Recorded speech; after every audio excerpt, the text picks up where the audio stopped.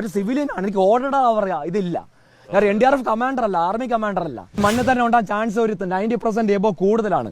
കാര്യം പറ, എനിക്ക് ആ മെഷീൻ ഡ്രില്ലിംഗ് മെഷീൻ ആവശ്യമാണ്. ഞാൻ പറഞ്ഞ ഒരു സാധനം വിട്ടു തന്നിട്ടില്ല. റഡാർ എന്ന് പറഞ്ഞാൽ അമ്പലപ്പറമ്പിൽ കളിപ്പാട്ടം കൊണ്ടൊരു കാര്യമില്ല. നിങ്ങൾ കാണുന്നതാണ്.